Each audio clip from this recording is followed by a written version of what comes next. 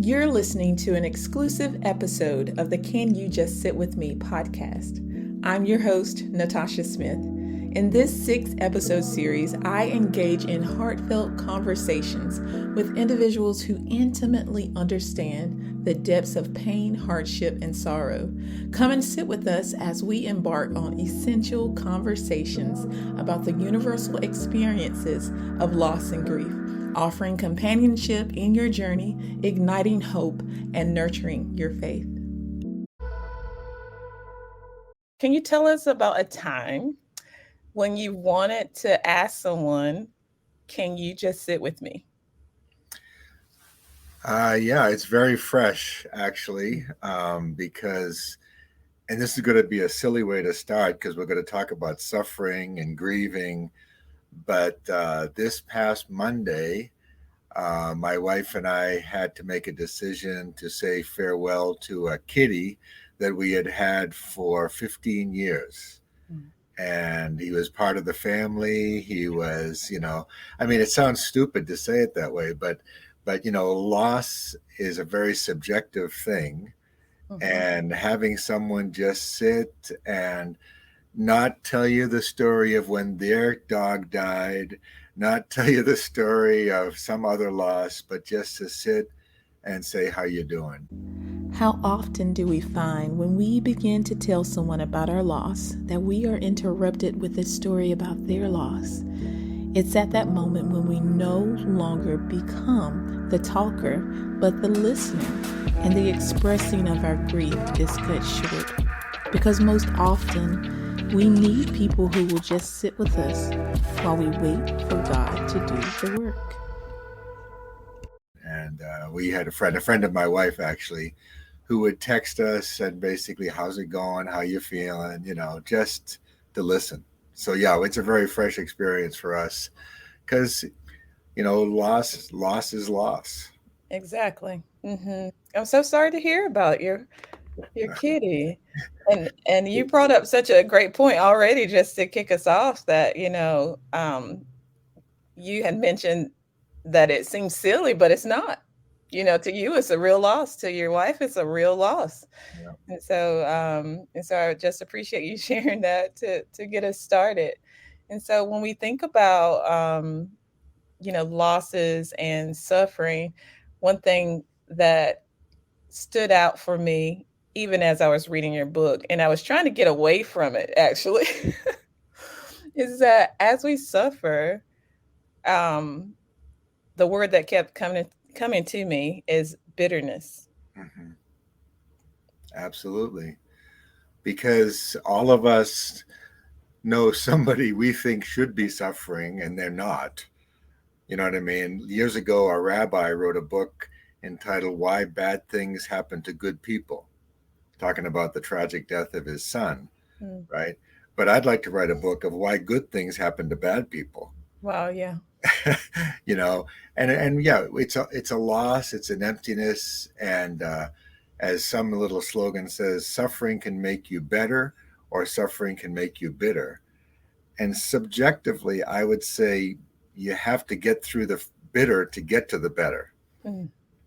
You know what I mean? I think we all have a sort of why are you letting me go through this, God, Yeah. experience. It would be very interesting. I know that your title about just sit with me is a little bit taken from the one of the comforters of Job in the book of Job. He was the one that just sat. You know what Yeah. I mean? But I'm sure that Job had some like, why God, why are you letting me go through this? It's good. Yeah, absolutely. It's a struggle we face, and and I like the idea that we confess it, we say it. Hmm. You know, I'm of Irish and Scottish heritage, so knowing how to express emotion was never part of our family. Oh, I married a woman from Italian heritage. Knowing how to express her emotion came with the territory, and when she had a very dear what we call in Boston Irish twin. Her brother was only less than a year apart from her, and when he died, mm. she was ranting at God. Yeah. And I was from that sort of fundamentalist background that I thought lightning was going to come from heaven and we were going to be destroyed. But God knows how we feel. Yeah. And that's why you go to it. You Yeah. basically say, God, I don't understand. I wish, but yeah. One particular statement that you had said about bitterness, it says, as I grow and my character is refined, I consciously release my bitterness. I invite God to change my attitude and my perspective on pain. Some days there is victory, other days it's just a struggle. And I underlined that and highlighted it because it's just so good. And that's just how this is as a part of life and how suffering is a part of life. And sometimes Christians, I'm sorry to say it this way, but get too sugary about it. They're, well, I went through that, and I don't understand why you're moping, or this kind of thing. We fortunately in our retirement age years have a place where we go to down in Florida, right? And it was on the island of Sanibel that was virtually destroyed by Hurricane Ian back in September. Oh, wow. And people would say, I said, well, we lost a lot of things. Yeah, but people would say, but it's just stuff. Oh, And then I say, yeah, but it was my stuff. yeah. It was our memories. It was Oh, our, little treasures and stuff. And you can't, people can come, like I said, I love what the idea of just sit with me. mhm. I'm not, when somebody's saying why, they're not actually asking for answers. Yeah. And any answer you give is probably trite. You know what Yes. I mean? But in the book, my co-author and I, who are 30 years apart age-wise, so we have Yeah. different perspectives on things.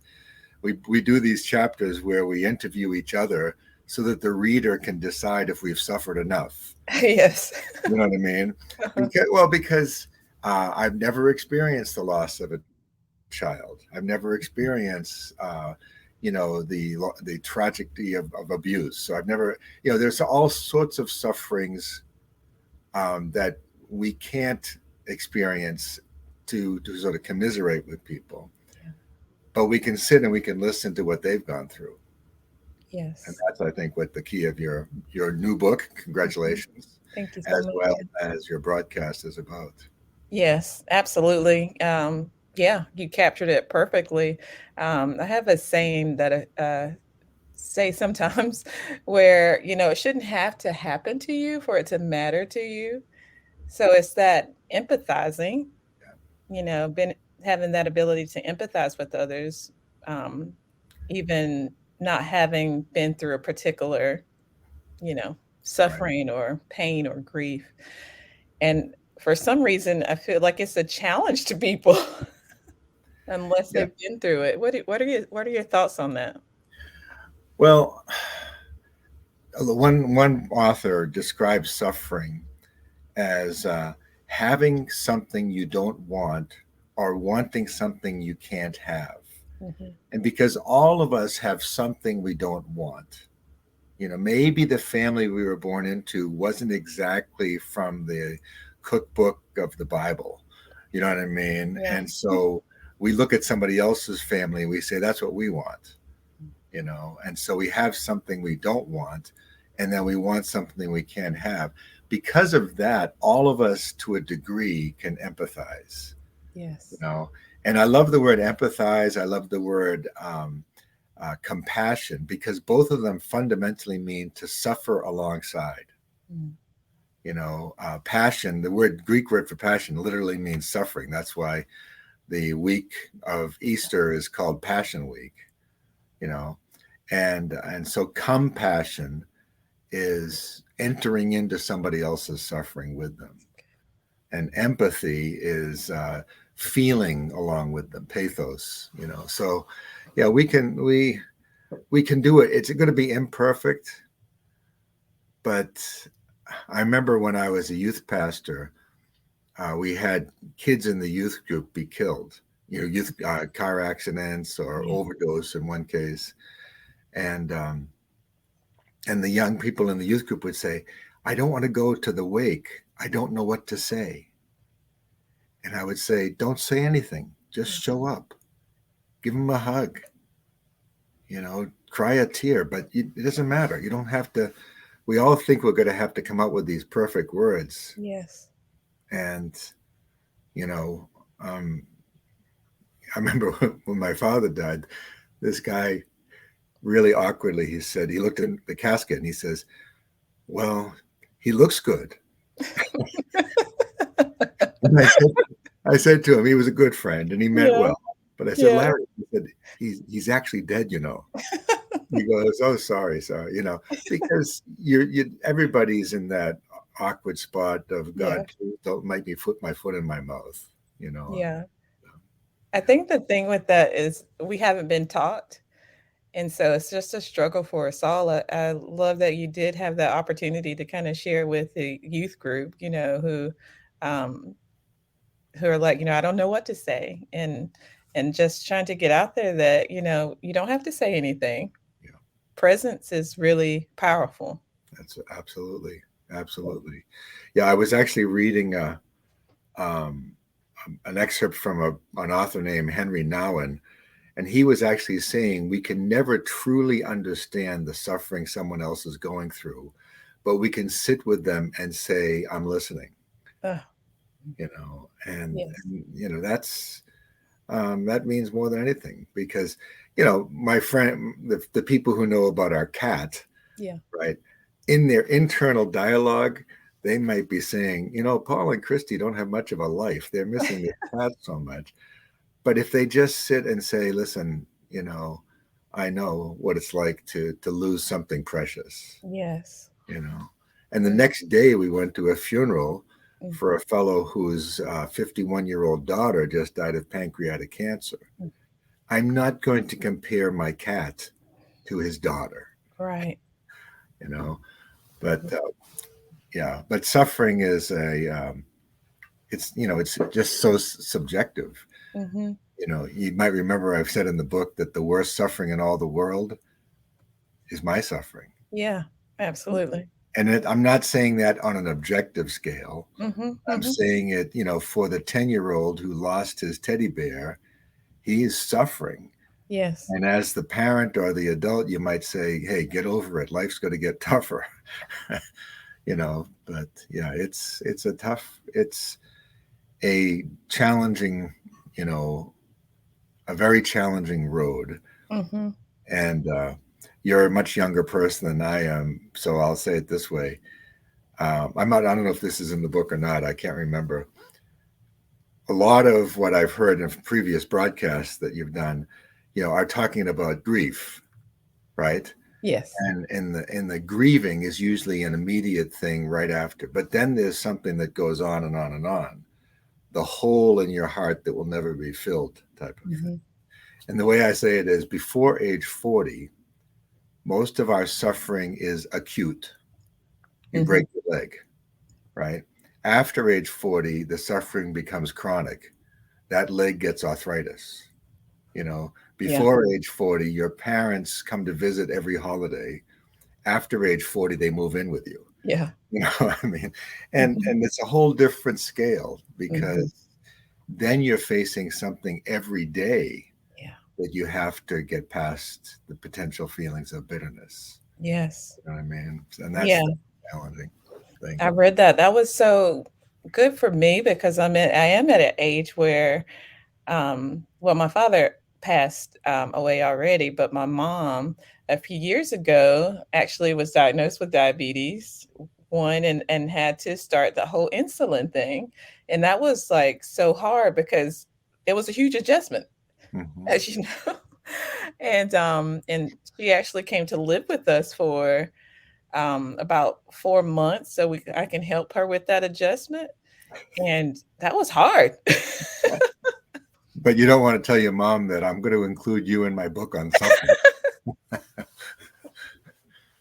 Yeah. Well, and for those who are not visualizing this, Natasha's kind of winking at me, because in the book I tell the story that I'm a type 1 diabetic. And, Yeah, when we first got diabetes, someone asked how it was going, and I said it's a lifestyle amputation. Oh, yeah.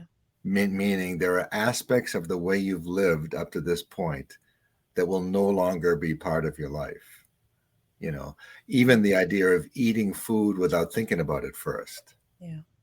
And for some of us, the way we got diabetes was eating food without thinking about it first. Hmm. You know what I mean? But yeah, Yeah. and these are the challenges we face. And yeah, and we can compare and say, well, other people have it worse than me. I don't know. When I was a child, we would always be told to eat our vegetables because children were starving and then some Yeah. country would come up, right? Yeah. Yep. And the idea that other people suffer worse than me, Mm. I can objectively choose to pray for, think about, give money to, whatever. But for my emotion, I have to get past my own suffering to Mhm. care for somebody else's, Yes. you know, and then, So good. and God redeems it, you Hmm. know, but it takes time. Hmm. So I love this idea, and even the title of the book, "The Fellowship of Suffering." And so it's kind of broken into, I believe, three different parts or a few different parts of coming into this fellowship of suffering. Can you talk a little bit about that? The worst suffering that I can see or experience is really my own at the time. And the same about grief.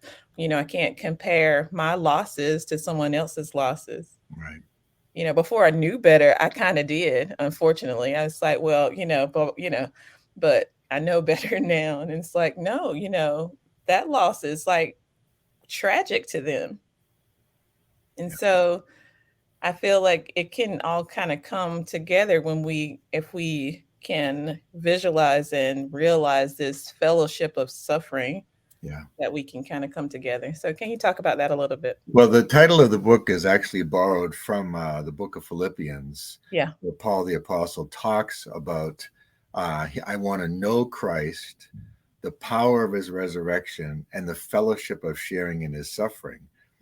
And so it's an odd combination or paradoxical combination that we can somehow know Jesus better by knowing the power of his resurrection, which if you go to victory type churches, that's all they want to focus on. Yeah. But the fellowship of the suffering is that it takes us to a level of depth. One of your earlier podcast speakers used the word about suffering shaping us, Hmm. and it does shape us. But the books, we start by introducing ourselves, basically the idea being that there's a certain element of suffering for everybody at some stage in life. Could be economic, could be social, could be, you know, a lot of my friends right now in Russia are suffering, even though their side is initiating the war. They didn't Right. choose that. You know what I Yeah. mean? Yeah. So we all have it.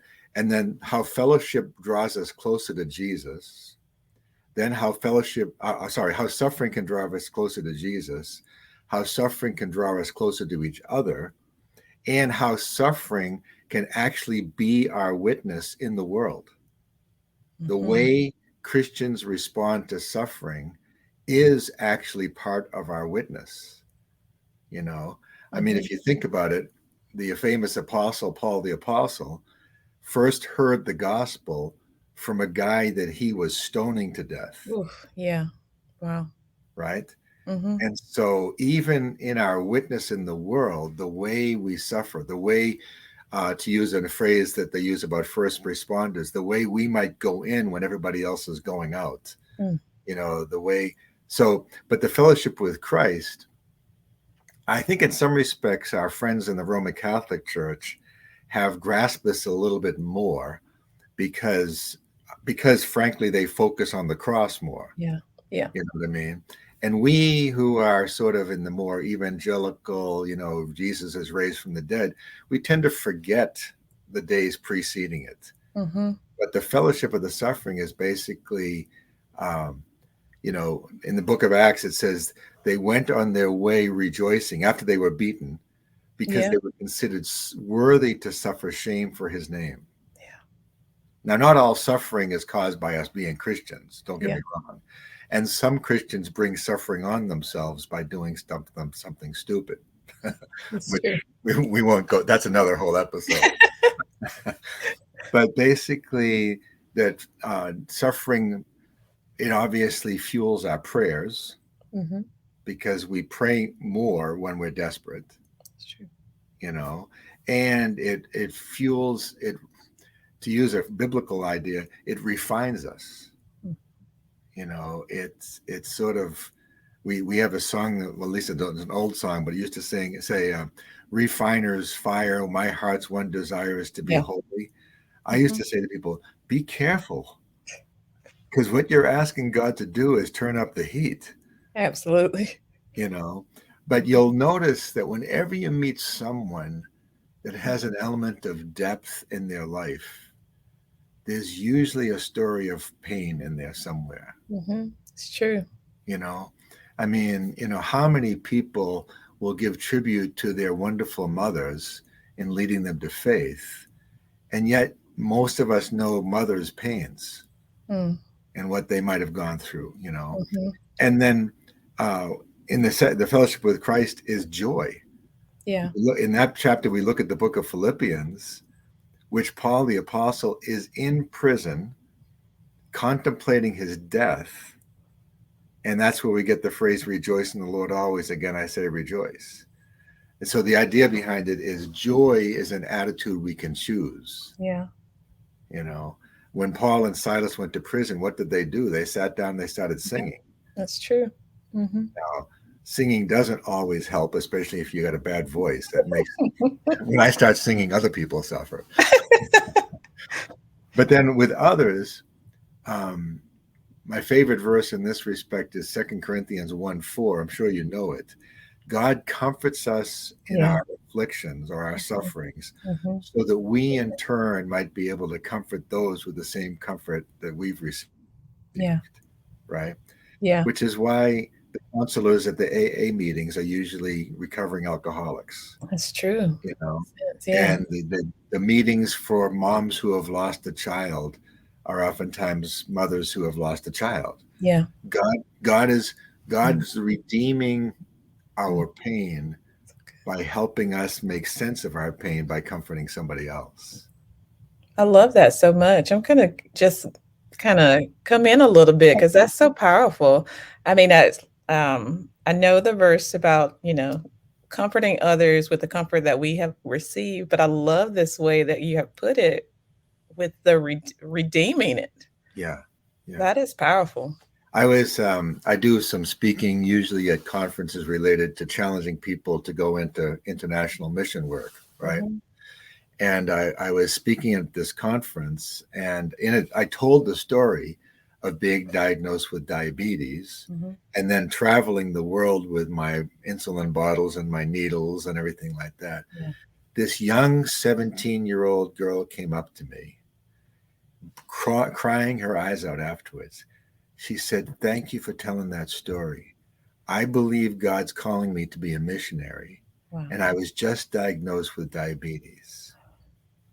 And I thought I couldn't possibly do it. But your story gave me the courage that diabetes and me can go be missionaries." Yeah. Wow. I mean, and and that's not to say when you're comforting somebody, you're not crying with them. Yeah. Oh, because you do know what they're going through. Mm-hmm. If you told me a few months ago when your mom was diagnosed with diabetes, the first thing I would pray for her is, God, help her to realize her life is not over. Mm. Because you start going through these feelings, because they tell you all the things that could go wrong now. Yeah. Yeah. It's not very helpful. Right. Well, you could go blind, and then you could do this, and your kidneys will shut down. And, oh, thanks. But, and then in the fellowship with others, going through suffering with people, this hurricane, for example, it helps them see in us a hope that transcends. Mm-hmm. At this funeral that I was at on Tuesday, that came out loud and clear, that cancer has not won the final victory. Yes. that there's more to it. That's Mm-hmm. not, and again, it says in the scriptures, we grieve, but not as those who have no hope. It's not, grieving is not a sin. Right. Crying is not a sin. Yeah. Toughing it out is just pushing emotions down, Yes, which will, absolutely. which will explode later on, Mm-hmm. So yeah. And then the fellowship with the world would be basically being willing to go to the places to serve those who are suffering most. Mm-hmm. Mm-hmm. So it could be, the welcoming of the abandoned child at the border. It could be going to Haiti and helping clean up after an earthquake. I mean, there's all sorts of ways, but um, suffering can fuel our passion. It was the great Martin Luther King Jr. who said, "No one knows what he's living for until he knows what he would die for." Mm. And suffering sort of reminds us of the things that we would die for. That's true. A little bit more dramatic than losing your kitty, but but pain is pain. Pain is pain. Yes. Pain is pain. Loss is loss. Suffering is suffering.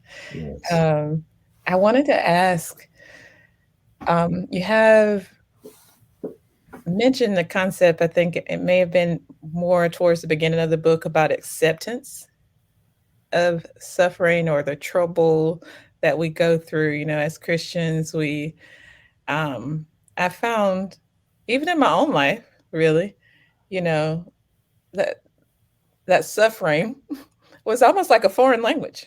Mhm. It was, it was hard to kind of swallow at times, and it was hard to, and I believe maybe in our Western culture, that's part of it, our culture.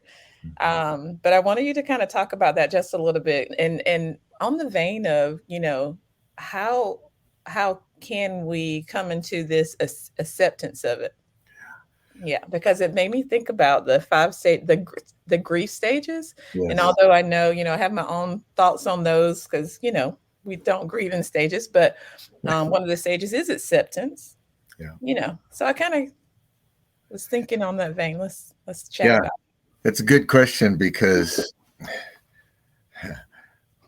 I even some of the language being resolved that the problem is not going to be solved is not always the same as acceptance. it. Mm, You know what I mean? But yes, but that's I, good. I think I'm comforted by the fact that even Jesus Yeah, before the cross asked for another way.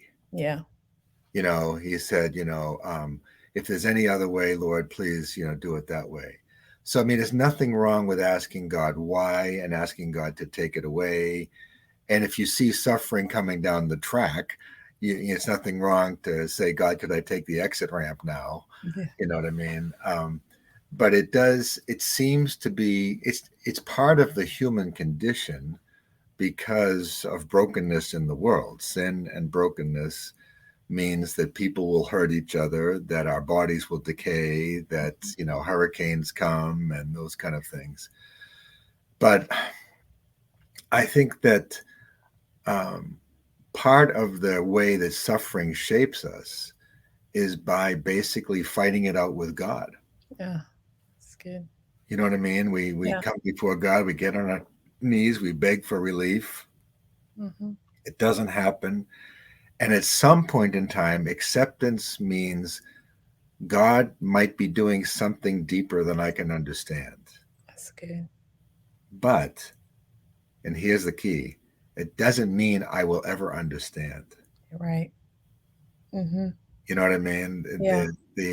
I think people will say to me, well, someday you'll know.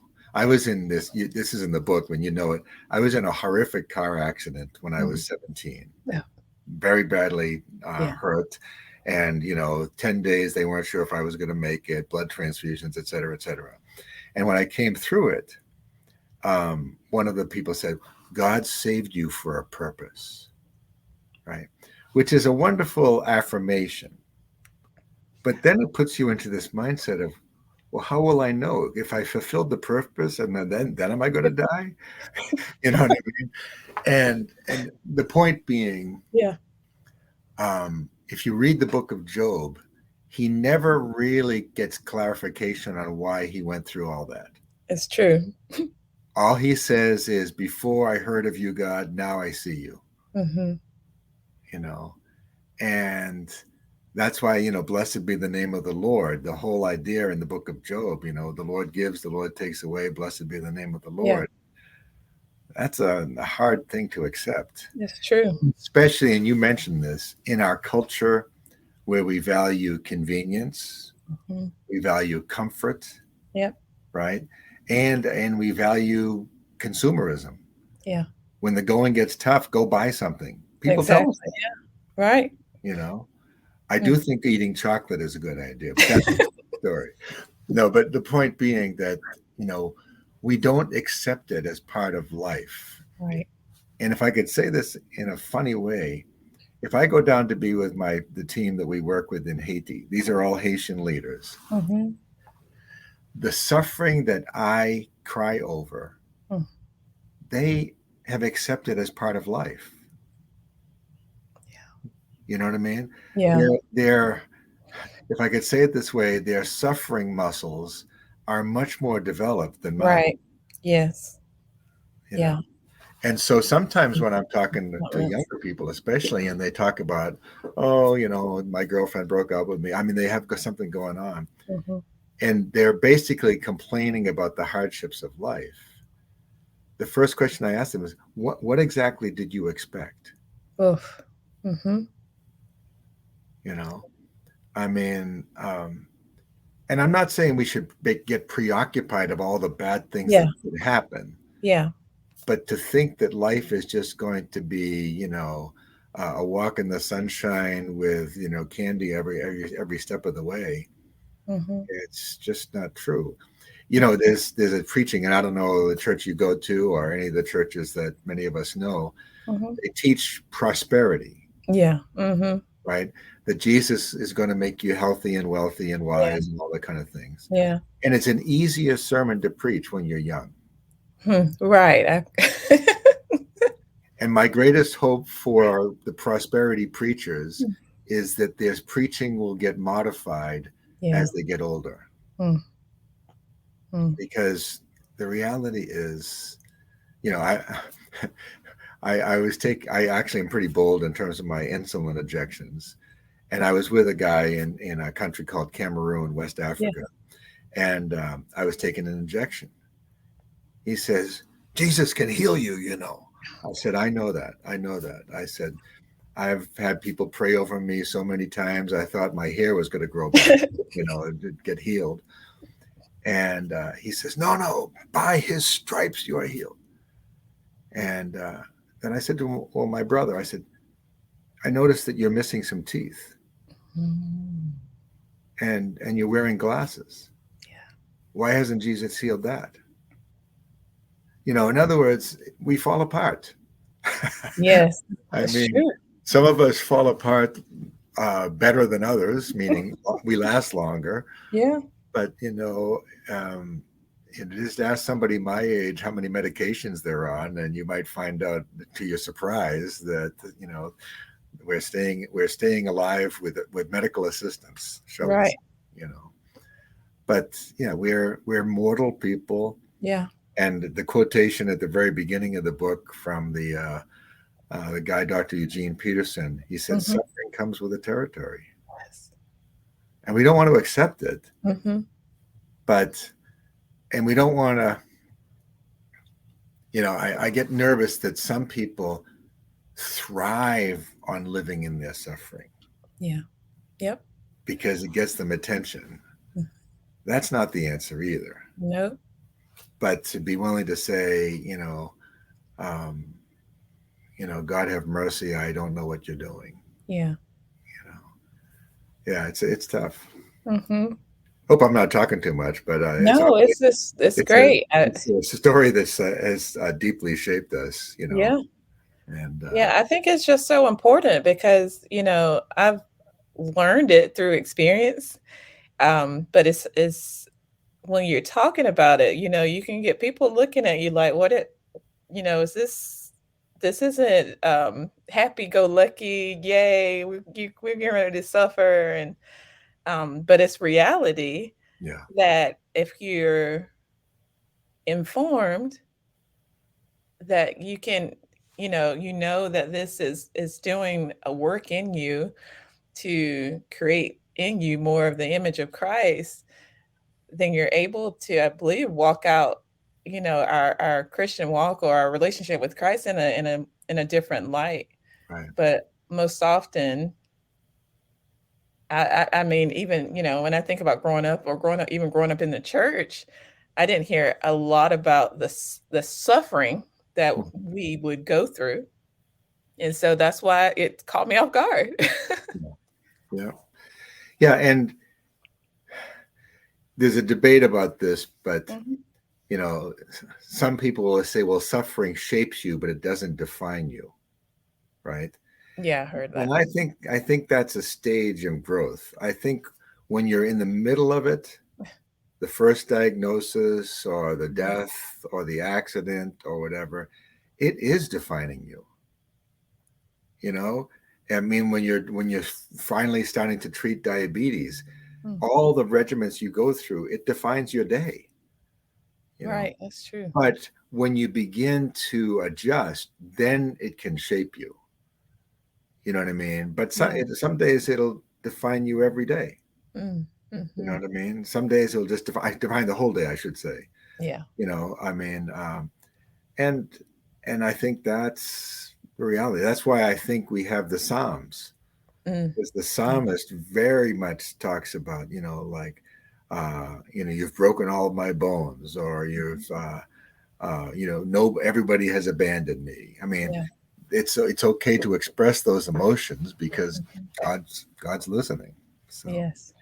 one of my favorite stories, and it's in the book, but I'd love Mhm. to share it with your listeners, comes from a conference I was at in Nigeria. And Nigeria, especially in the south, has a lot of the sort of prosperity type preaching and stuff. And I love to join because those people are very excited about Jesus and very excited about life, and oftentimes very willing to go think about mission work, right? And so we were at this conference for students put on by the Assemblies of God of Nigeria, and um, and I had done some speaking, but now I was just sitting on the stage. And the speaker got up and gave this impassioned call to lay down your life for Jesus, to go to the Muslim world, to go serve Jesus in the difficult places. And the students came forward in the dozens, the hundreds even, right? And they're crying out and they're praying and they're on their knees. And the speaker says, I'd like to ask the apostle, because they give each other a lot of Yeah. titles like that. Mhm. I'd like to ask the apostle to come pray a blessing over these students. And there was an older man, one of the founders, I think, of that denomination, or one of the early people in it, an older man, a Nigerian pastor, and he came forward and he stretched out his hands and he was praying a blessing. And it sounds a lot like, Isaiah 43, you'll go through the deep waters and I'll be with you, and very beautiful proclamation. And then he said something that surprised me. He said, and suffering, right? He says, in suffering I expected him to say, suffering will not touch you, for by his stripes you are healed. Favorite verse. Yeah. He said, no, suffering, he says, suffering will not have dominion over you. And suddenly I realized there's a big difference between suffering being non existent and suffering not having dominion. Yes. And that was so good. And I noticed this guy was an older man with a cane and a limp and, some missing teeth and some glasses and a hearing aid. You know what I Yeah. mean? So Yeah. he was, at his age, he was learning in a new way how suffering didn't have to have dominion over him. Mhm. And I went home that day and wrote to any person I knew who was dealing with chronic cancer or a chronic. One person I knew had a child who is mentally ill and chronically acting out in the house and just doing destruction and stuff, and other people. And I said, today I pray that the suffering will not have dominion over you or your household. And one woman wrote back, and she referred to her son, the one with mental illness. And he said, that was a beautiful prayer because today the son was having dominion over the household. Oh. And we ask God to give us dominion back. But it's, never easy. Yes, I'm so glad you brought that up, because that was one of the things that one of the parts in the book that really stuck out to me as well, and is underlined and folded, creased, because that's just so powerful. Okay, so you were talking about the story of the apostle in Nigeria, and how they're kind of known for their prosperity, for teaching, and but when he came to talking about suffering, he said, instead of saying, by the stripes of Jesus you'll be healed, he mentions it will not have dominion over you. And so that was in itself a powerful thought. And I was saying that I highlighted it and underlined it in your book, because I was thinking about that. It's a comfort, and it gives, the hope of how we can live out our life in the midst of suffering. Because, I was just talking to my husband the other night. I'm like, it's always something, that's my little catchphrase saying, something happens. It's always something. But the thing is, it's always going to be something, because in this life, we're going to have trouble. We're going to face it. We're going to have it. Sorry. But it doesn't have to have dominion over us. But it, and that I specifically pray that when I'm having a struggle, I say, Lord, help me not to give in to this today. Yeah. And then even bitterness. Yeah. Because bitterness can definitely have dominion over you. That's so true. You know what I mean? But the one thing I will say, that you said something that struck me is funny, because when grief sneaks up on you. Yeah. So I started the story with the little story of our losing our kitty.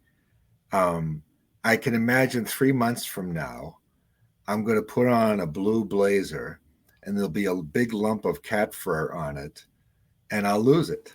Yeah. Because it comes back to me. Yeah. So you'll appreciate this because of the diabetes discussion. When I first had diabetes, it was a big lifestyle adjustment, and I was managing well, and Christy was doing all sorts of help with me. And around Thanksgiving time, we walked into the supermarket, and I saw something, and I got all choked up. And she says, "What's the matter?"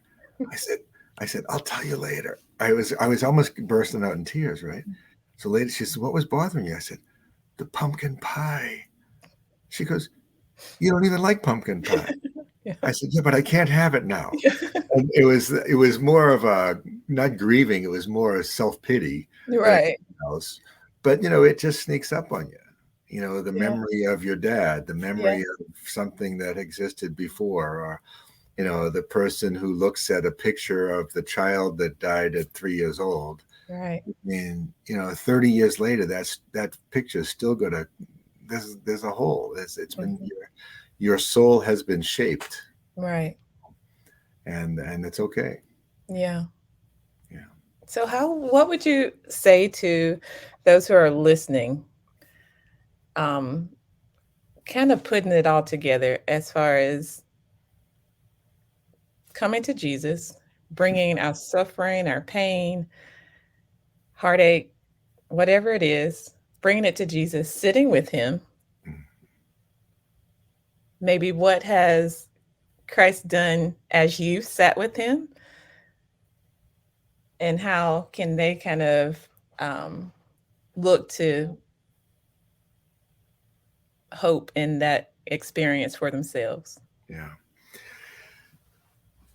The answer that I'm going to give is, I'm hesitating only because any answer to a question like that can come across as sounding trite. Yeah, You know what I mean? Or that makes simplicity. sense. Mm-hmm. But because of suffering, I actually do have a crucifix in my house. Mm, mm, Not that I focus on it. I know Jesus is raised from the dead, but it reminds me, you know, there are times when I've sat and prayed and wept, and I've put my fingers here, mm. and I remember when Thomas says, Jesus says to Thomas, put your fingers in the holes, you know.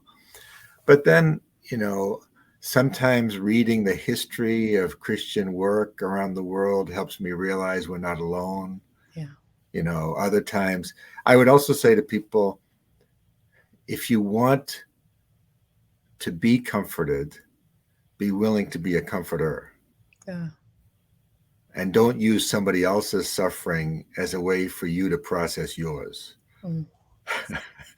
Because we do that. Oh, you know Yeah. what I mean? It's kind of like, oh, you're going, I know just how you feel when my dad died. You know, it's like, okay, thank you Yeah. very much. You know, but I think reading the scriptures in a new way, you know, to see the words, to buy your book, to buy my book, you know. Philip Yancey has written a lot of books about suffering. Elizabeth Elliot has written a lot of books about suffering. And there's no easy answer. There's no pat answer. And we would love to have Jesus come down in the divine helicopter and take us up above the traffic. Yeah. But he takes us through it. Mm. You know, Absolutely. in Isaiah 43, when you go through the deep waters, Mhm. I'll be with you. Yeah. So I think more than anything else, what I pray is, Lord, help me to know your presence. He says I'm with you always, but we don't always sense it. That's good. Yeah. You know? But it's, yeah, I mean, it's you hang on, Mm-hmm.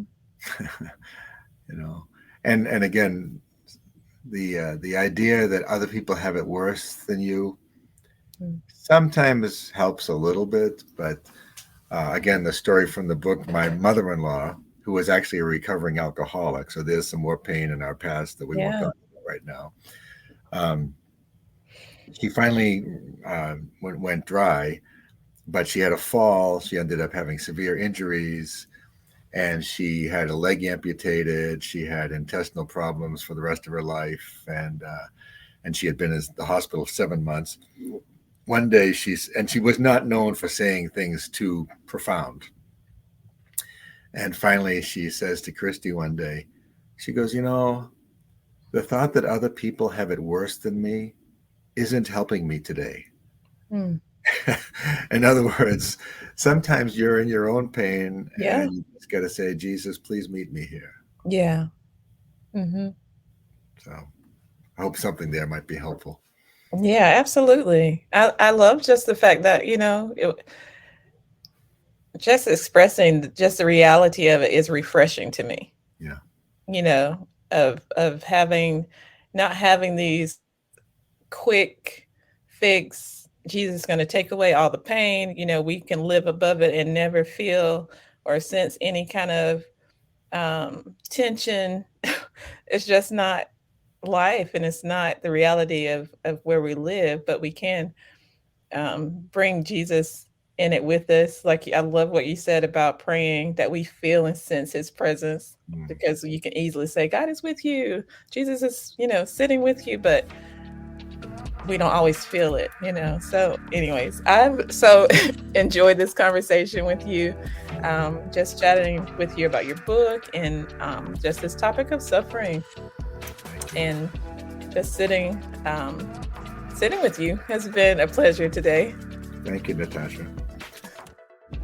I hope that you enjoyed this episode with my special guest, Paul Borthwick. Find helpful resources from this episode in the description, including Paul's book, The Fellowship of Suffering: How Hardship Shapes Us for Ministry and Mission, and my book, Can You Just Sit With Me? Healthy Grieving for the Losses of Life.